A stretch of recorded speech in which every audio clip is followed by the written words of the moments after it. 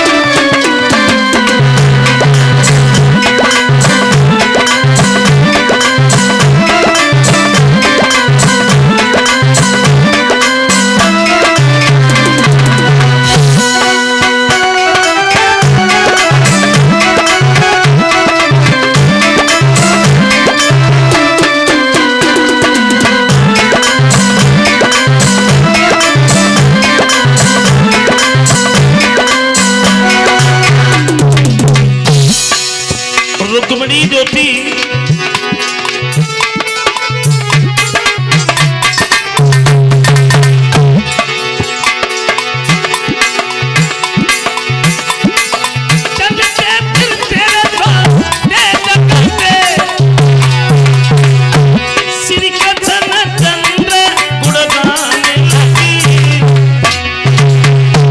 सखियन ने जो चर्चा तेरे जान सखियन ने जो चर्चा तेरे जान बारी के गीत सुनाने लगी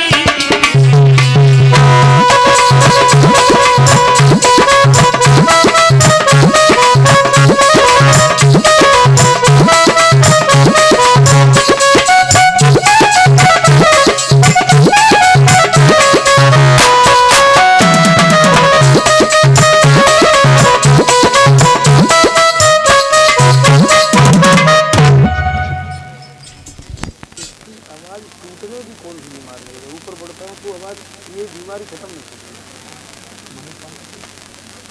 आने लगता है बहुत खिचकती है।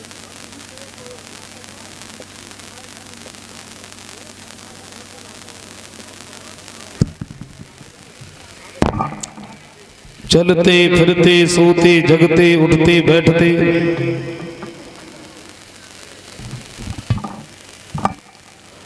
रुक्मिणी श्याम सुंदर के नाम की जो दीवानी बन गई, हमेशा उन्हीं का गुणगान करते। आंगन में धीरे धीरे धीरे धीरे रुक्मिणी बड़ी हो गई। रुक्मिणी घर में शादी के योग्य हो गई तो एक दिन रुक्मिणी की माँ ने जब देखा है तो बेटी की तरफ निहार करके मन में एक बात सोची है, अब हमें अपने पति से बात करनी चाहिए।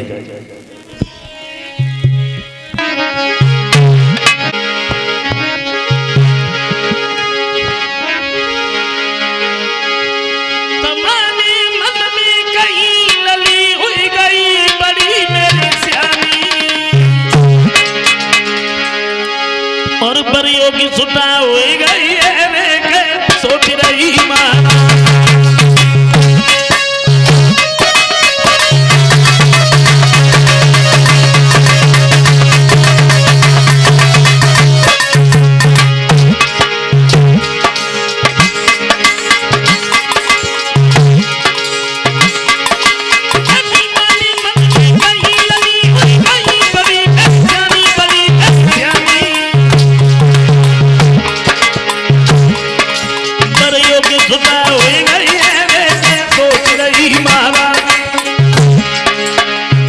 दासी को बुला लिया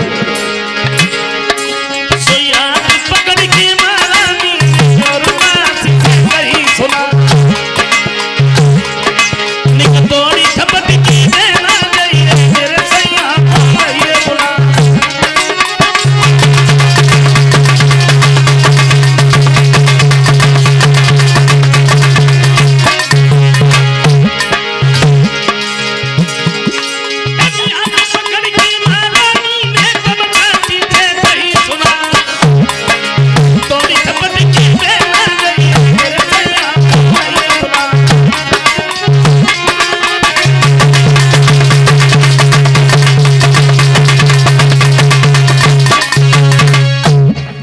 तत्काल ही महाराज भीष्म को जब घर पर बुलवाया है,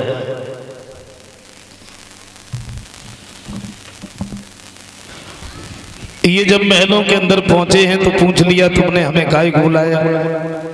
बड़े सुंदर से आसन पर पहले बिठाया, फिर एक बात कही महाराज बेटी घर में शादी की होगी और मैं ये चाहती हूँ कोई अच्छा सा लड़का खोज करके अपनी बेटी का विवाह कर दूं। बोले तुमने बिल्कुल ठीक ही कहा। आज ही हम दरबार में जाएंगे, सबसे ये सलाह मिलाएंगे, जिस जगह पर सब लोग बताएंगे अच्छे आचार विचार होंगे, लोग सम्मान करते होंगे, बस हम उसी के साथ में अपनी बेटी का विवाह करें। महाराज भीष्म महलों से निकल करके जब दरबार में पहुंचे हैं तो राज सिंहासन पर बैठ करके सभा को संबोधित करते हुए बोले, हमारे सभा में बैठे हुए सभी सज्जनों, आपको तो मालूम है कि हमारे घर में रुक्मिणी नाम की बड़ी सुंदर बेटी है और अब हम अपनी बेटी का विवाह करना चाहते हैं। आप लोगों की नजर में कोई अच्छा सा लड़का हो जो हमें बताओ, जिससे हम अपनी बेटी रुक्मिणी का विवाह कर सकें। और जैसे ही इतने शब्द सुने तो ये खड़ा हो गया, महाराज की जय हो। कहिए तुम्हारी नजर में कोई लड़का है? वो कहने लगा रुक्मिणी का विवाह अगर जरासंध के साथ में हो जाए तो बड़ा सुंदर रहेगा, बहुत बड़ा राजा। जरासंध का जब नाम सुना दूसरा खड़ा हो गया, बोले नहीं महाराज किसी और को देखो। जरासंध को तो कन्हैया ने 17 बार परास्त किया, उसके साथ में नहीं। कहने का मतलब मेरा ये है तो दरबार के बारी बारी से और राजन के नाम सुनाने लगे।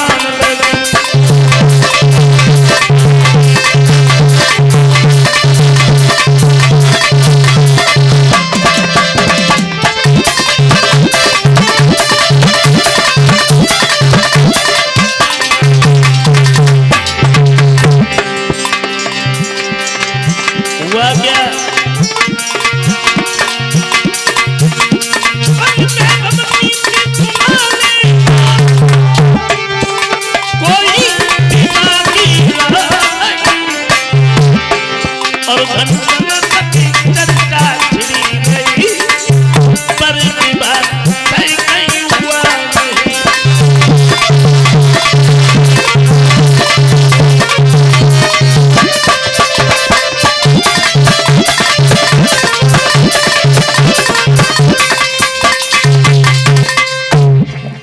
सुबह से शाम हो गई लेकिन ये तय नहीं हो पाया कि रुक्मिणी का विवाह करें तो हम किसके साथ में करें। महाराज भीष्मक कहते हैं सोचो और हमें बताओ, जब भगवान ने हमारे घर में बेटी दी है तो कोई ना कोई लड़का भी दिया होगा। भीष्मक का सबसे छोटा वाला लड़का बैठा था, कहने लगा पिताजी मैं भी कुछ बोल सकता हूं। बोले क्यों नहीं, तुम्हारी नजर में कोई लड़का हो तो तुम बताओ, है कोई लड़का? एक बात कही है, मेरी बहन का विवाह अगर श्याम सुंदर के साथ में हो जाए तो बड़ा सुंदर है। कन्हैया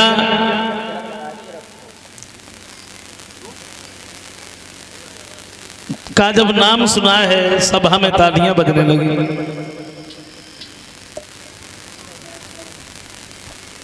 बाजी बा कृष्ण का तो किसी ने नाम ही नहीं लिया। और महाराज भीष्मक कहते बेटा सच बात तो यह कि तुमने तो मेरी मौकी बात ही छीन ली।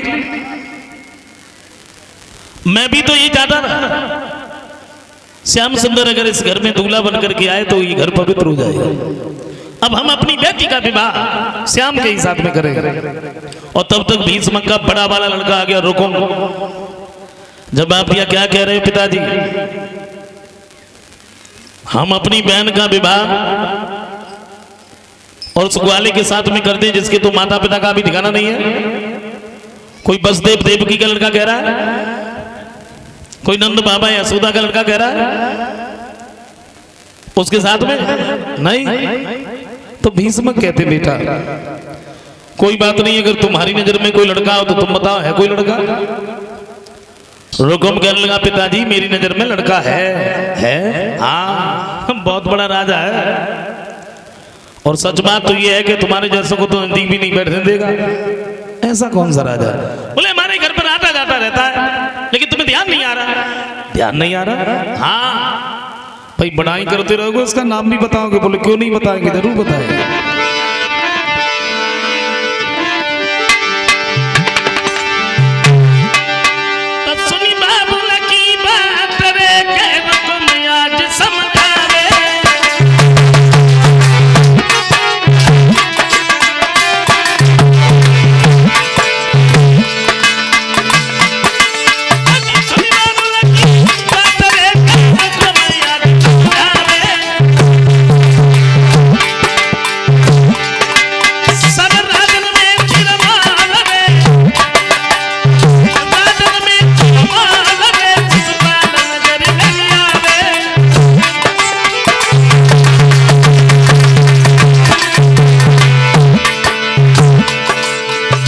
जवाब दिया पिताजी मेरी नजर में जो लड़का है आदत का बड़ा भोला भाला है और रूप भी जिसका बड़ा निराला है। रिश्ते में हमारा जो साला है, अरे क्या है उसका तो हर एक खेल ही आला है।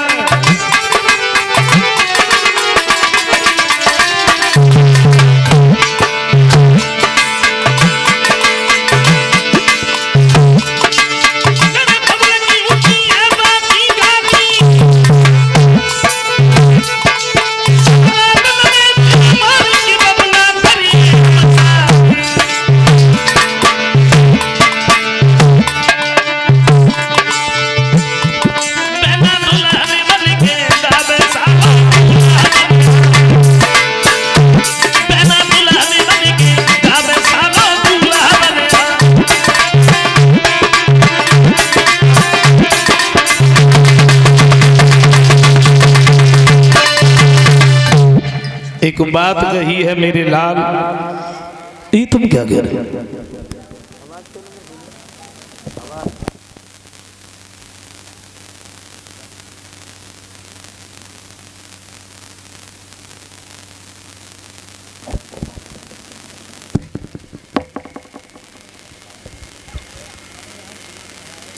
कहा है ये बात कहने से पहले तू मर क्यों नहीं गया? का विवाह मेरे साथ कर दिया तो मुझे करने में क्या अर्ज है? बोले बेटा मेरे घर में 2-4 लड़कियां नहीं है, अकेली रुकमणी है, तुम्हें हो क्या गया? भीष्म कहते हैं बेटा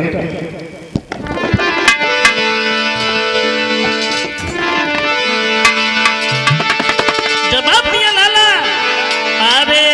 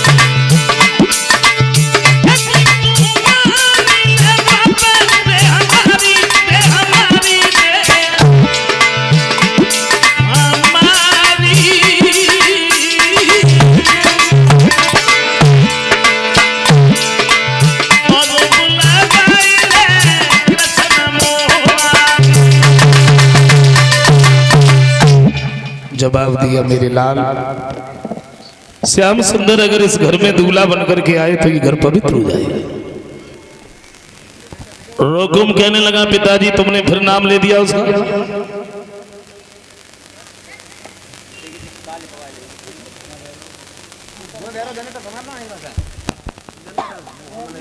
कैसल लिखी है, कौशल लिखी है, समझ में ना आती है।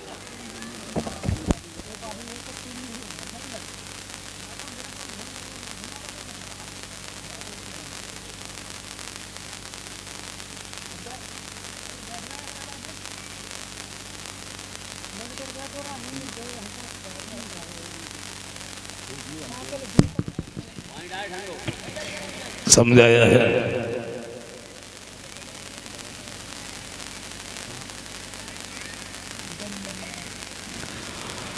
श्याम सुंदर अगर इस घर में दूल्हा बन करके आए तो ये घर पवित्र हो जाएगा।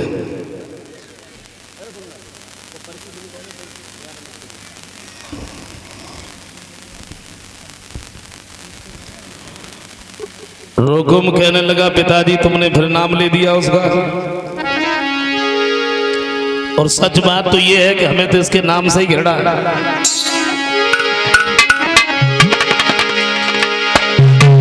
कान खोल करके हमारी आप एक बात को सुन लो।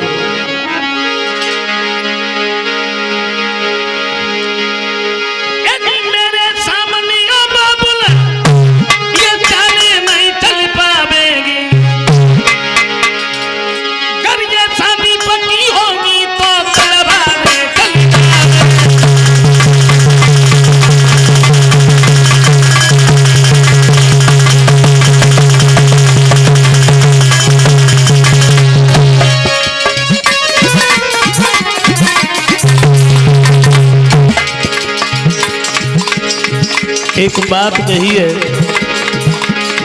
कान खोल करके सुन लो।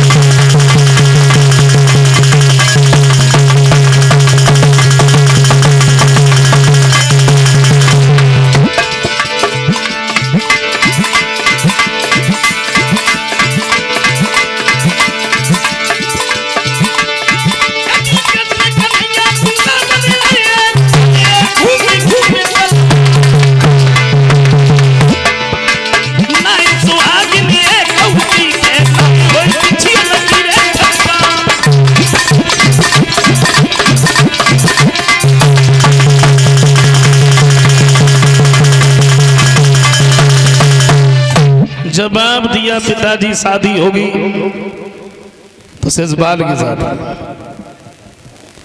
कन्हैया अगर इस जगह पर दूल्हा बन करके आया तो फिर तलवारें चल जाएगी, लाशों की अंबार लग जाएंगे, समझ गए। निकल गया दरबार से। महाराज भीष्मक जो थे बैठे के बैठे ही रह गए, ये क्या हुआ।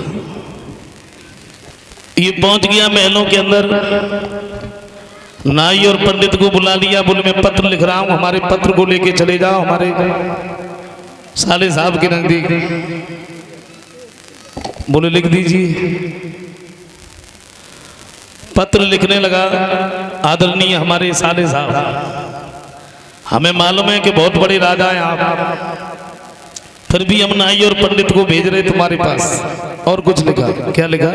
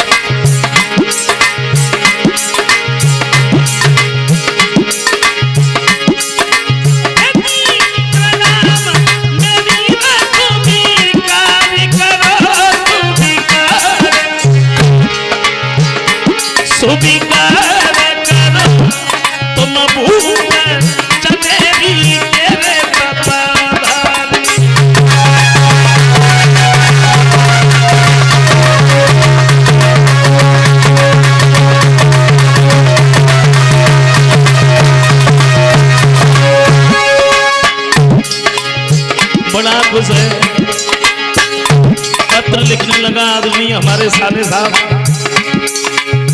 नाई और पंडित को भेज रहे हम तुम्हारे पास, और तो कुछ है नहीं। लिखा,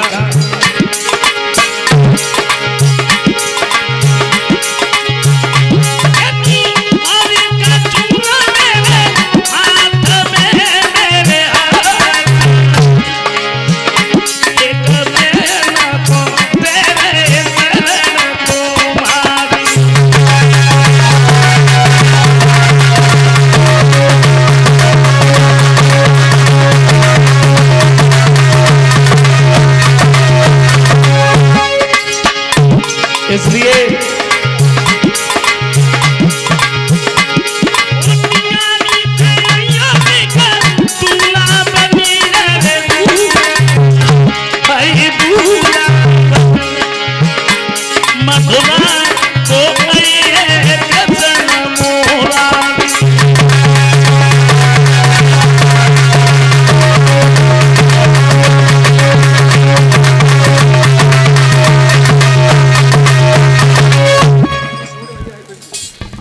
पत्र लिखने के बाद में दे दिया नाई और पंडित को, बोले ले जाइए।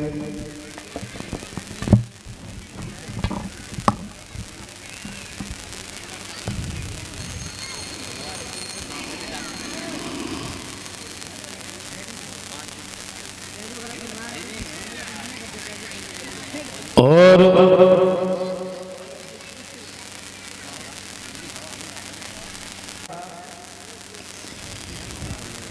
पूछ लिया, कहो कहां से आए।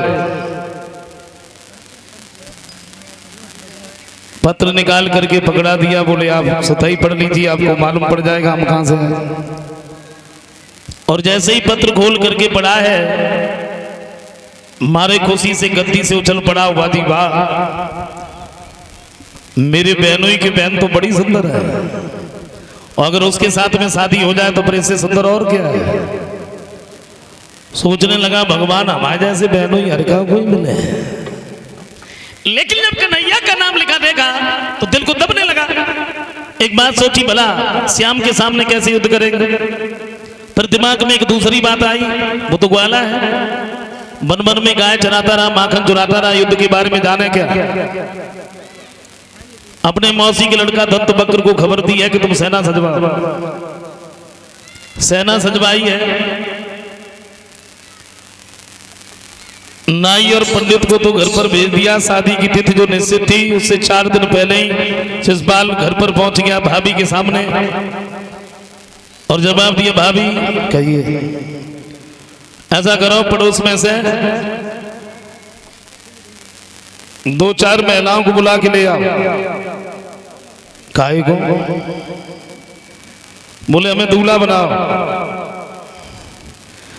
भाभी बोली न कहूं से लगुनाई न टीका सीधे सीधे दूल्हा बन के कहां जा रहे।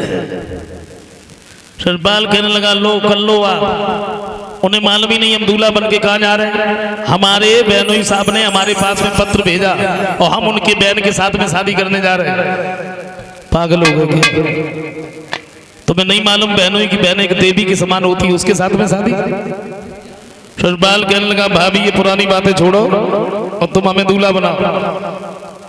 भागी पड़ोस में से 2-4 लड़कियां बुला के लाई, दूल्हा बनाने लगे, लेकिन इसे असगुन होने लगे। ये कुछ पुरस्कार हमारे पास में,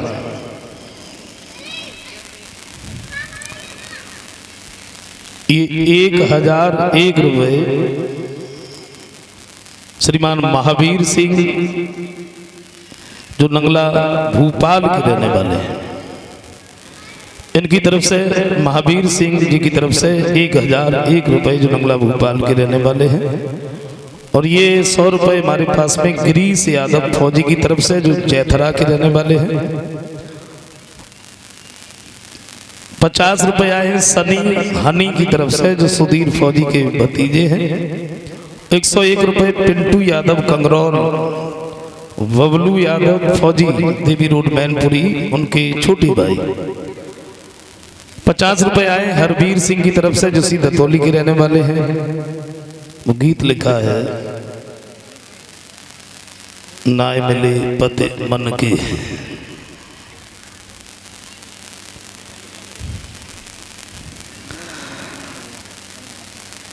अब जा मैं हम का कर सकत।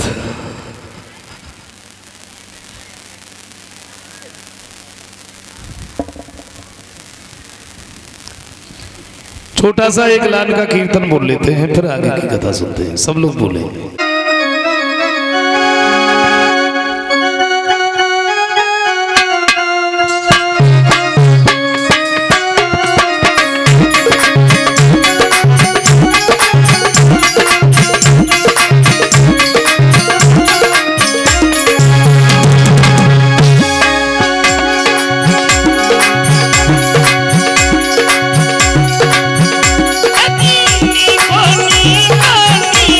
Somebody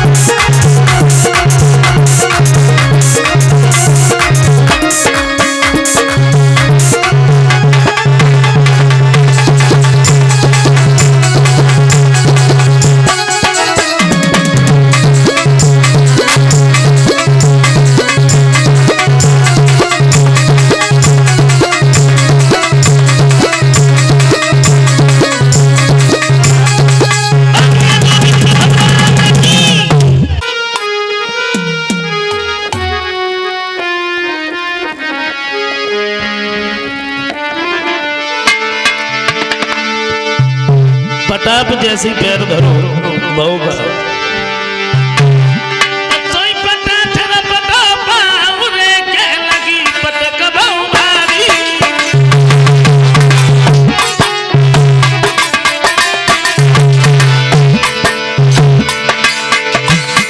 जैसी पटाप पैर धरो बड़ी तेजी से पटक लगी सो गिर पड़े। अच्छा उठी बड़ी जल्दी गए।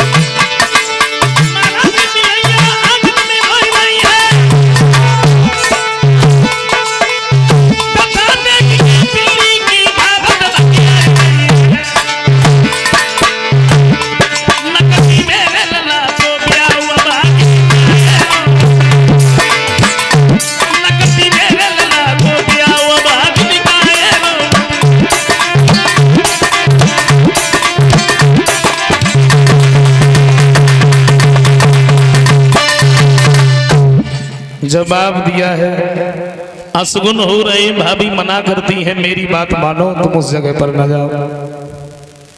हमने ये भी सुना है कि मां श्याम सुंदर भी दूल्हा बन के आ रहे हैं। सच बात यह है कि उनके सामने तुम्हारी कोई पेश नहीं जाएगी। सरपाल कहने लगा भाभी वहां की बातें छोड़ो, वहां दूल्हा बन के जाएंगे तो खाली हाथ लौट के नहीं आएंगे, दुल्हनिया को तो साथ नहीं लेके आए। दूल्हा बनने में अभी कोई कसर बाकी तो नहीं है। भाभी बोली हाथ की तरफ जब देखते हैं तो हाथ में कंगन बांधो, सर की तरफ जब नजर जाते तो सर पे मोरू रखो, चेहरा की तरफ जब देखते हैं तो जब मालूम पड़ते हैं आंखन में काजल ना लो। सरपाल कहने लगा लो कर दी भूल, पहले काजल लेके आओ, काजल लगाओ, उसके बाद में देखो मैं लगता क्या समझाइए। भागी काजल लेके आए, काजलू लगाती जाती है समझाती जाती, देखो ललाबे मान जा अभी कुछ नहीं हुआ।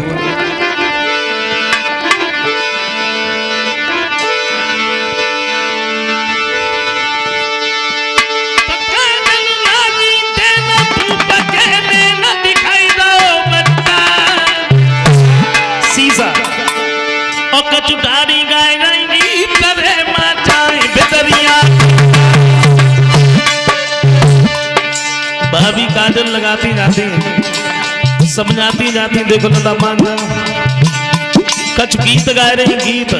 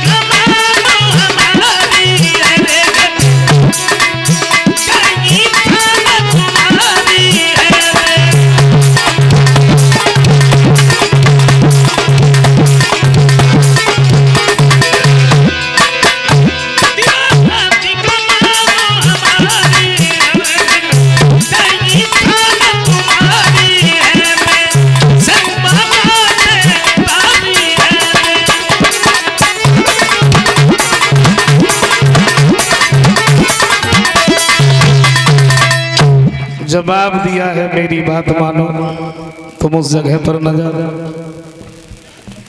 लेकिन कोई बात ही नहीं मानी है। शादी की तिथि जो निश्चित थी उससे 4 दिन पहले ही बारात लेके पहुंच गया।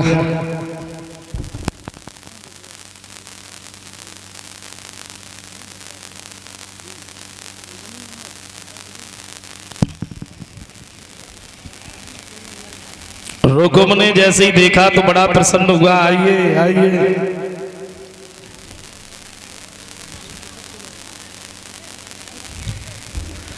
हमें तुमसे यही उम्मीद थी, तुम मेरी बात को नहीं टालोगे। अब चिंता की कोई भी। ये सुना है कि मेरा भाई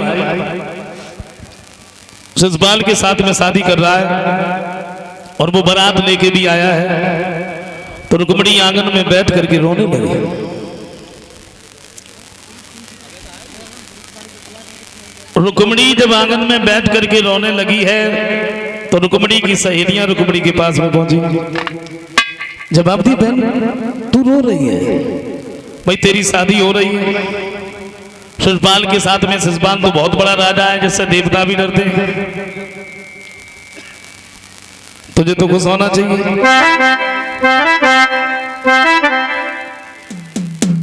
एक लड़की बोली है, रो काहे को रही बोली।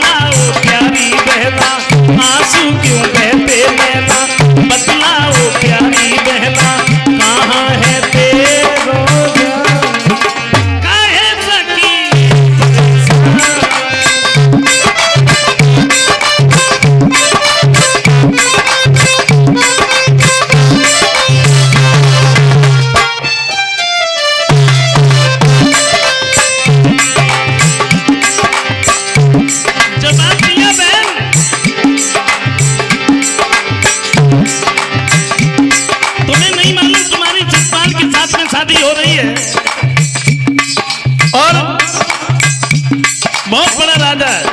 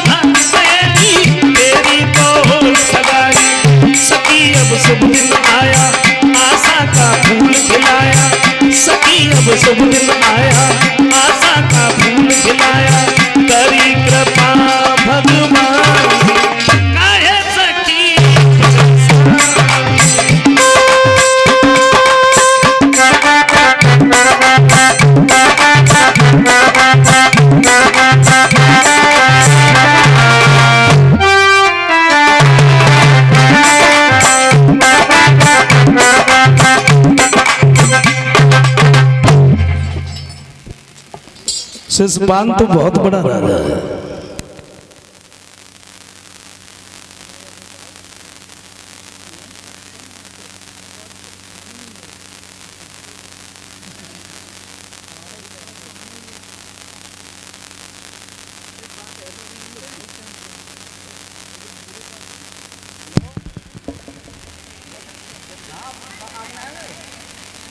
सहेलियां तो वहां से चली गई।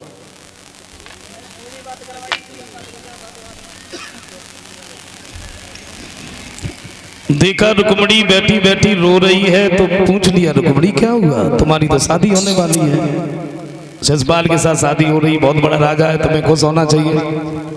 रुक्मणी कहती, ब्राह्मण देव जरा सोचो, मैं अपने भाई की साले की दुल्हन बनकर के कैसे चली जाऊं, और मैंने श्याम सुंदर को बचपन से चाहा, मैं उन्हीं के साथ में शादी भी करना चाहती हूँ। कन्हैया का नाम सुना तो ब्राह्मण कहते हैं, रुक्मणी जहां तक कि मेरा मानना है श्याम सुंदर तो यहाँ कभी आए नहीं, और आए नहीं तो तू कैसे जानती है, कहीं देखा है? बोले मैंने देखा है। जब वो यहाँ आए नहीं तो तुमने देखा कहाँ? बोले कहा नहीं मैंने देखा। कहाँ देखा? तो रुक्मणी बोली कि मैंने सपने में कन्हैया को देखो है, सुनो पंडित जी।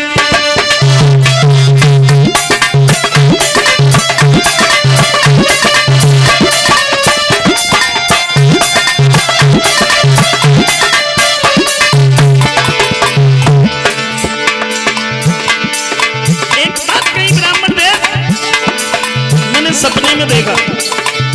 ब्राह्मण बोले लली वैसी मरी जाती, सपने को अपने होता। एक बात बता, क्या तूने देखी या कुछ कही? कही तो बोल, कहाँ कही?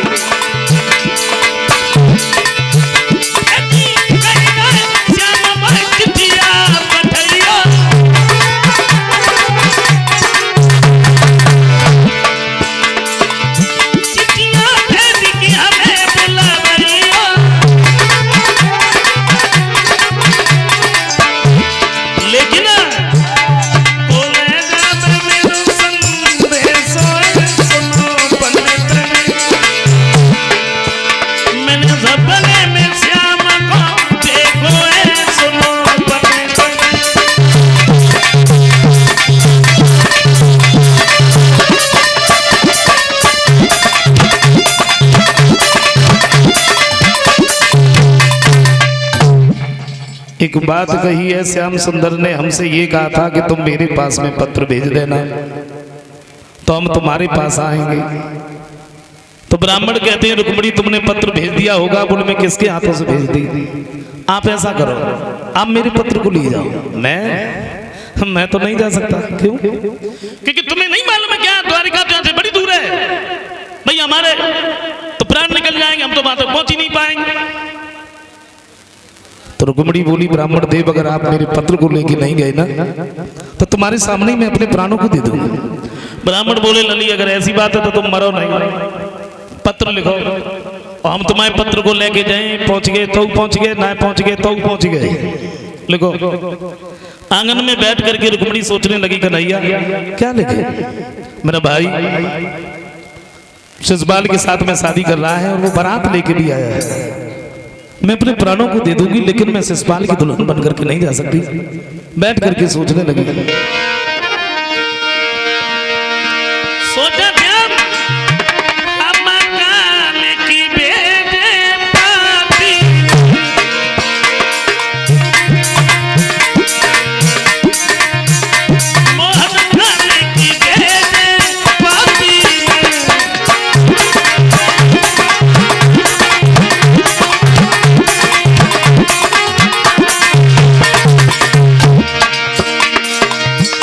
एक बात और लिखी जा,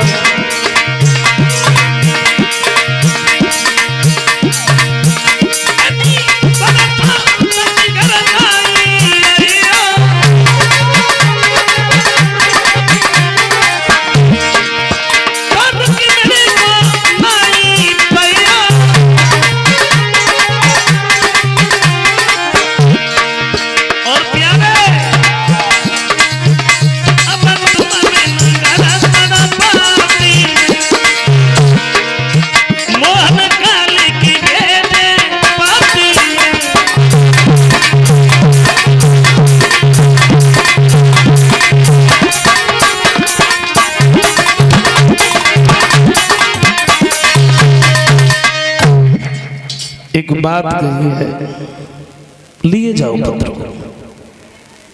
ब्राह्मण जो रहे रुक्मिणी के पत्र को लेके वहां से आगे बढ़ गए,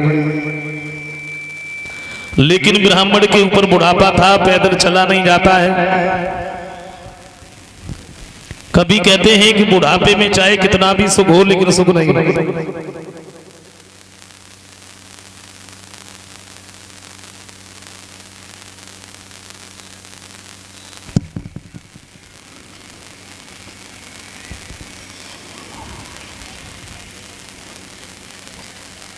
और बुढ़ापे में कोई साथ भी नहीं देता है, भला जब शरीर ही साथ छोड़ देता है तो दूसरे भी क्या साथ दे? कोई साथ नहीं देता। कभी कहते हैं कि जो चार पन पीछे लगे होते, बचपन, जवानी, बुढ़ापा और मौत, कोई नहीं बचा। लेकिन जो सुख बचपन में था वो दोबारा कभी लौट के नहीं आया जो सुख बचपन में था।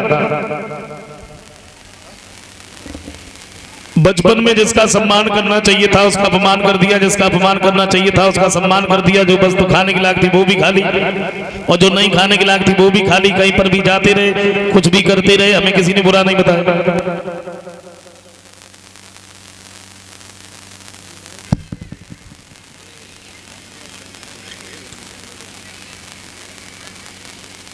कभी कहते हैं कि एक ने बड़े सुख दिखाए, किसने? बचपन में।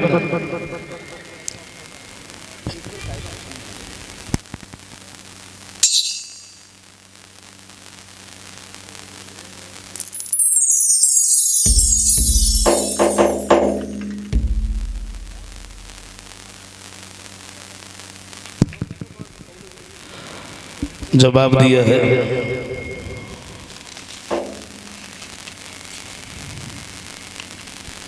कभी कहते हैं कि एक ने बड़े सुख दिखाए, खेले कूदे कोलाहल मचाए, पट्टी बस्ता बगल में दबाए, पढ़ने पाठशाला में धाए, क्या कहूं कहा न जाए, उन दिनों की बड़ी याद है। और बचपन तो लाड़ प्यार में ही कट गया। बचपन कब बीत गया हम जान ही नहीं पाए।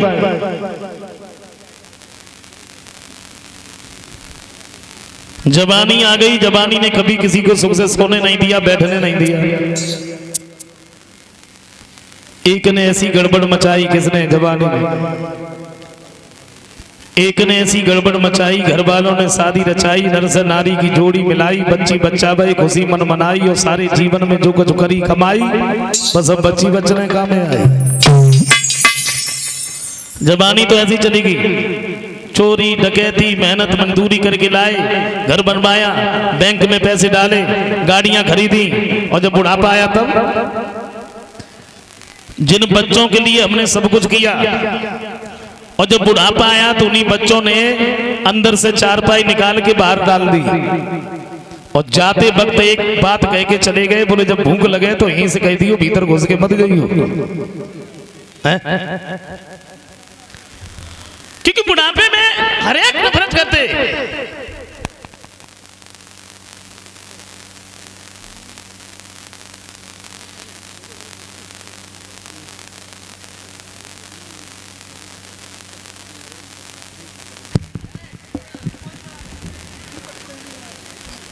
बचपन का तो खैर कहना ही क्या है।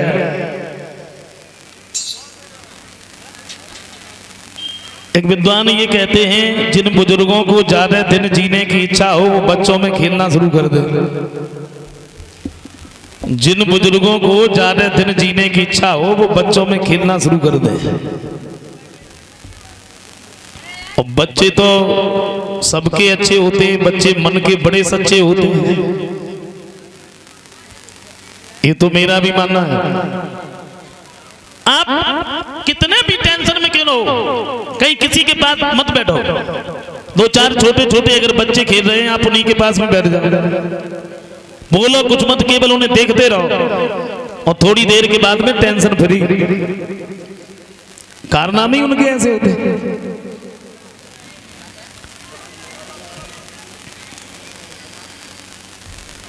बचपन का तो कहना ही क्या है।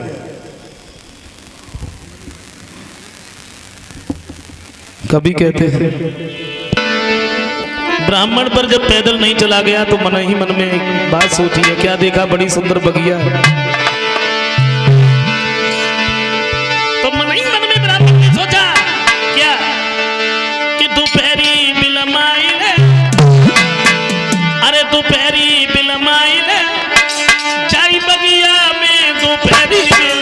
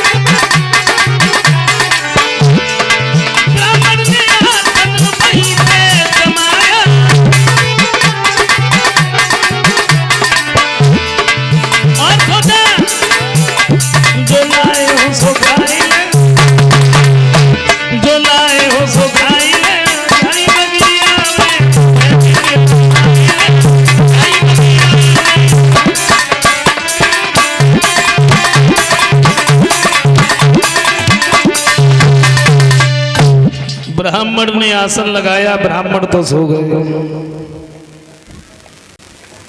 कन्हैया ने देखा कि ब्राह्मण तो हमारे पत्र को लेके आए रहे, अगर इसी तरीके से सोते रहे तो भाई द्वारिका में आने में बड़ा समय लगेगा। और एक माया के द्वारा ब्राह्मण को द्वारिका में उठवा दिया।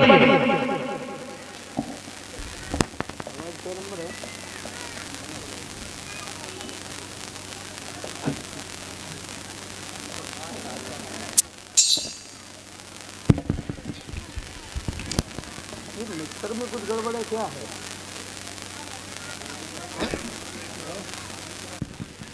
सो गए। योग माया के द्वारा ब्राह्मण को द्वारिका में उठवा लिया। बलराम की सभा लगी थी।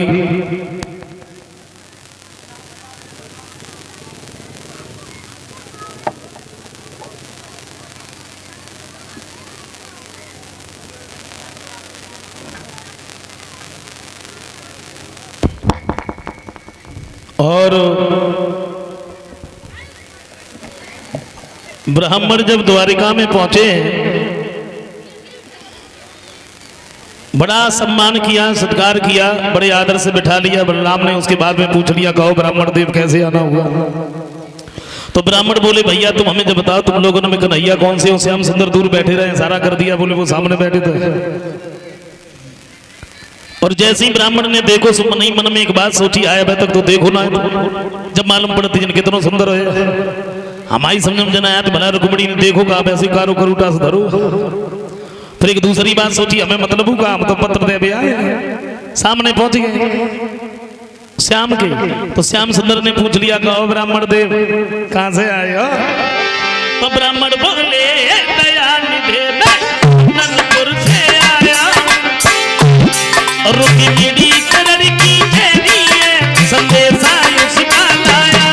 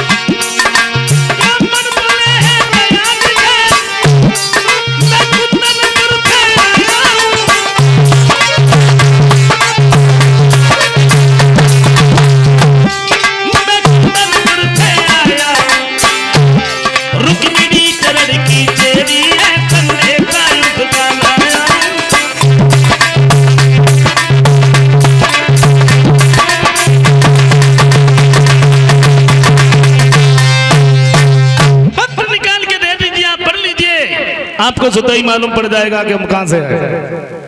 और जैसे ही पत्र खोल करके पढ़ा, बोले इसमें तो किसी रुक्मणी नाम की लड़की का नाम लिखा है। भाई इसमें यह भी लिखा है कि वहां शिषपाल बारात लेके आया है, रुक्मणी से जाके कह दो शिषपाल के साथ शादी कर ले, मैं तो नहीं जा सकता। समझाया?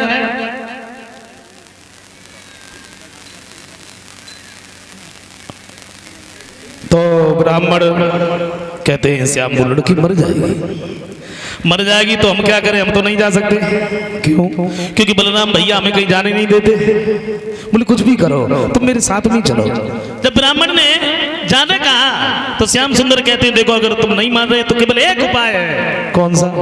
तुम जब जाए के लिए तैयार हो, सब लोग तुम्हें दरवाजे तक छोड़ने के लिए जाए और तुम ऐसा करियो, थोड़ी दूर चलियो, खांसियो, बैठ जाइयो, फिर थोड़ी दूर चलियो, खांसियो, फिर बैठ जाइयो, और जाओ सब तुम्हें छोड़ने के लिए चले, बारसू ब्याह गौनो सब करे लगे।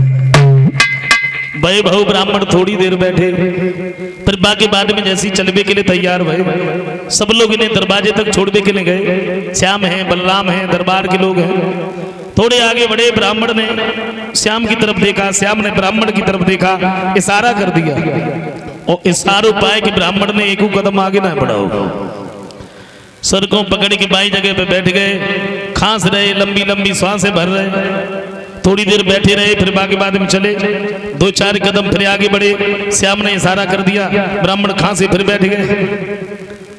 बलराम बोले ब्राह्मण देव, हाँ एक बात कहें? कहो। कौन सी बीमारी है?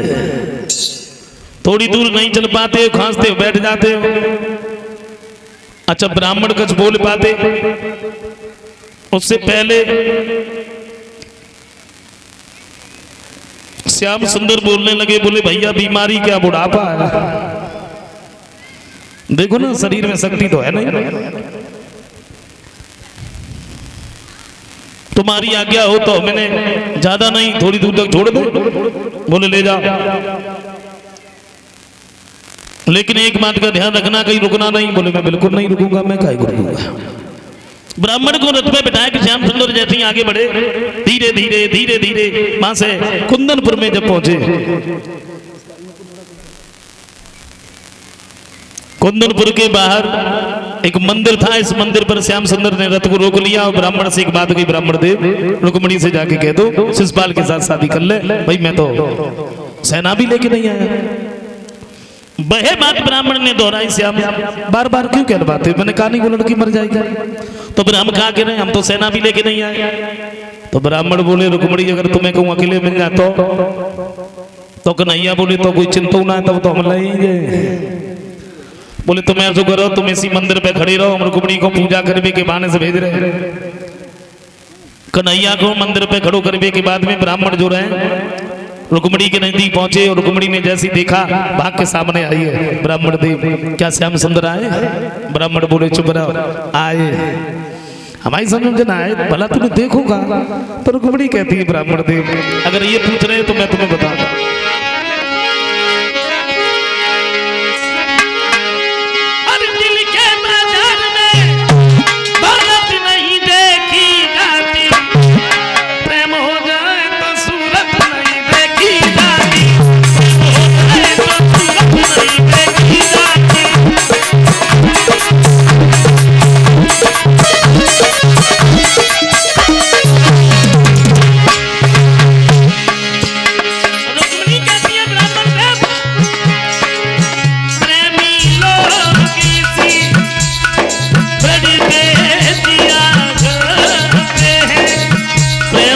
नाम पर जो प्राण दिया करते हैं, अरे क्या बुरा करते हैं, जो प्रेम में दिल देते हैं, अपने प्रेमी को भला क्या न दिया करते हैं।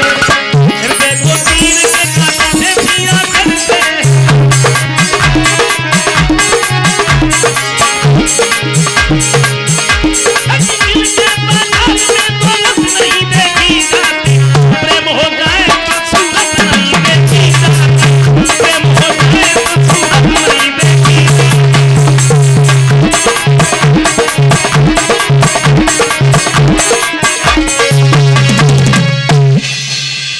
ब्राह्मण बोले चुप रहो, वैसे ही मरी जाती है। श्याम सुंदर अकेले आए हैं और तुम ऐसो करियो पूजा करने के बहाने से चुपचाप मंदिर पे चली जाइयो, काऊ कानो खानो भनक न पड़े, क्योंकि कन्हैया अकेले है। और ज्यादा मोटू था जो ना, जो भाई कोई देखे डरा जाए, वैसे ही मरो सुधरो। ब्राह्मण तो चले गए। रुको, और सब लोग देखेंगे तो क्या कहेंगे, अकेले न जाओ, ऐसा करो 2-4 लड़कियां इसके साथ में चली जाओ, और एक बात का ध्यान रखना, कहीं रुकना नहीं, 80 की लौट के आओ। सो संग जाए भी के लिए जैसी 2-4 लड़कियां खड़ी भाई, और रुकमणी को पेट उजरी गो है जो कहूँ उदम न बचाए थे। आगे आगे रुकमणी जा रही, पीछे से सब सहेलियां जा रही। रुकमणी बोली का उसने, लड़कियां आपस में बातें कर रही, बहन क्या बात है, पहले तो जो इतनी बोलो करती जो बिल्कुल बंदा ही ना होती, या तो बोलो सुना है बोल रही। दूसरी लड़की बोली मालूम ना शादी ना हो रही, सो घमंड में चटकी मरी जाती, और ना बोलती तो मत बोले। मंदिर के नजदीक पहुंची, उधर कन्हैया ने जैसे देखा तो मन ही मन में एक बात सोची, बारे पंडित जी हमने एक बुलाई, उनने लाइन लगाई, बोले मेरी तो समझ में ना आ रही रुकमणी कौन सी। और रुकमणी ने जो सोची हमारे धोखे कहूं तो सरी कौन धरे लाइन चलेगा, जौन से हाथ में कंगन बांधना है भाई, हाथ उठा के जवाब दो, बहने जे फौजे किनकी है, शिशपाल की, ये दंत्रवक्र की, और सोई कन्हैया समझ गए, हमें जब मालूम पड़ रही जय रुकमणी है। वैसे बताया तो ये जाता है जिस मंदिर पर रुकमणी पूजा करने के लिए गई, उस मंदिर पर रुकमणी की सुरक्षा में 10,000 सैनिक लगे थे। 10 रुकुम को बहुत बड़ा डर था कहीं श्याम ना आ जाए। रुकमणी मंदिर के अंदर चली गई, और जब रुकमणी मंदिर के अंदर चली गई, कन्हैया ने देखा रुकमणी तो अंदर है, जाना तो है। तो जहां पर सैनिक लगे थे उन्हीं के बीच से होते हुए श्याम सुंदर मंदिर की तरफ बढ़े। सैनिकों ने जैसे ही देखा तो ये मारने के लिए दौड़े, और जब सैनिक मारने के लिए दौड़े तो श्याम ने क्या किया, उनके चेहरा की तरफ देख के थोड़ा सा हंस दिए बस, और जैसे ही श्याम हंसे ये मारना भूल गए, सुंदरता देखने लगे। एक बोला भैया पता नहीं कौन है, कहां से आया, हंसता बड़ा अच्छा है। दूसरा कहने लगा हंसी देखते रहोगे, चरण पादुका देखो, चरण पादुका कितनी सुंदर है। तीसरा कहने लगा बहुत छोड़ो, पीतांबर देखो कितना सुंदर है। किसी ने नहीं रोका, और रोके भी कैसे, क्यों, क्योंकि कन्हैया की हंसी में ही तो सब कुछ है, और जहां से आप हंसे समझ लो सब। हाँ, मंदिर के अंदर पहुंचे, और जब मंदिर के अंदर पहुंचे रुकमणी ने जैसी देखा है, गिरिजा मां को साची मान करके कन्हैया की गर्दन में पुष्पों का हार डाल दिया। अब श्याम ने देखा भी अकेले थे तब तो निकल आए, अब रुकमणी साथ में अब नहीं जा पाएंगे, जाना तो है ही। कन्हैया ने रुकमणी को गोद में उठाया और उसी रास्ते से निकल के चले। सैनिक सब खड़े खड़े देख रहे, कोई नहीं बोला। एक बोला आहा क्या चाल है। कन्हैया ने रुकमणी को रथ में बिठाया, धीरे धीरे रथ आगे बढ़ा दिया। एक बोला भैया पता नहीं कौन था, कहां से आया, बड़ा सुंदर था, आया चला गया। दूसरा कहने लगा वो तो सब ठीक है, हम लोग काहे खड़े हैं? बोले रुकमणी की सुरक्षा में। तो रुकमणी है कहां? अंदर मंदिर में। बोले जाके देखो तो सही। देखा तो रुकमणी है नहीं। एक कहने लगा श्रीमान जी रुकमणी कहां है? बोले मुझे नहीं मालूम कहां। ए भाई साहब रुकमणी कहां है? बोले मुझे नहीं मालूम कहां। एक बोला मैं बताऊं, बताइए। बोले बोले तो गया। जवाब दिया बोले गया, फिर तूने रोका क्यों नहीं? वो बोलो हमने सोची जोड़ी बड़ी अच्छी है, ले जाने दो, होगा फिर बाद में देखा जाएगा। अब तो एकदम से भागे, रुकमणी को ले गया, रुकमणी को ले गया। और कन्हैया ने थोड़ी दूर चलाओ, खड़ो कर लो। रुकमणी बोली थोड़ा जल्दी चलो। क्यों? मेरा भाई आ जाए। श्याम सुंदर बोले बाहर से घोड़ा भाग के आए, फिर भगा के ले जा, आ जान दे भैया। और तब तक तो रास्ता घेर ली, रास्ता घेर ली।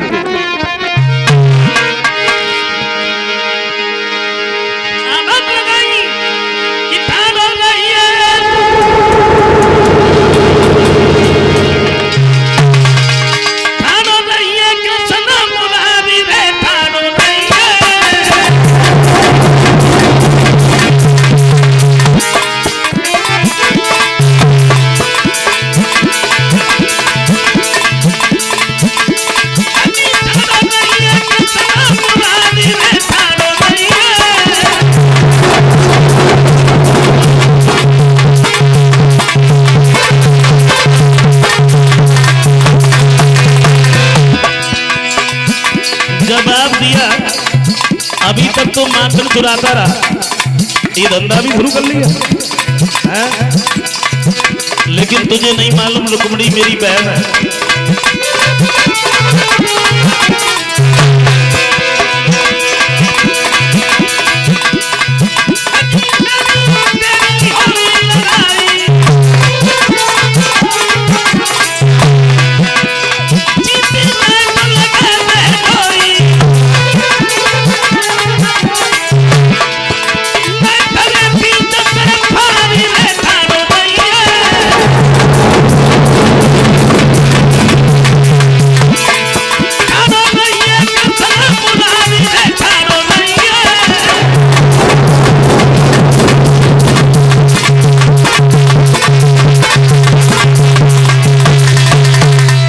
जवाब दिया, मेरी बहन को ले जाना कोई तितली के पंख तोड़ना नहीं है।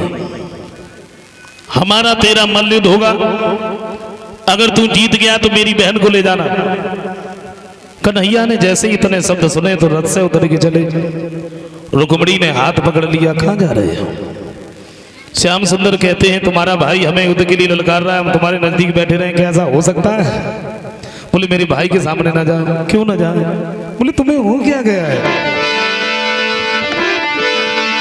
रुक्मिणी कहती है कि मेरे भैया जबर तुम लगे और लेकर रुकी गई।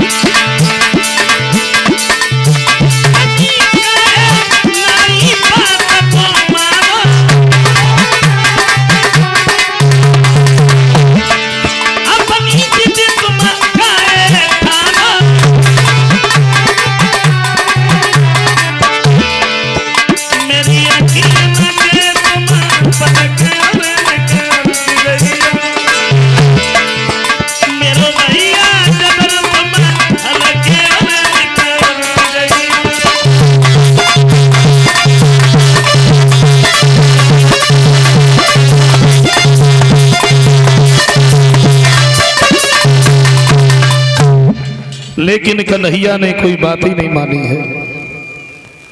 श्याम सुंदर में और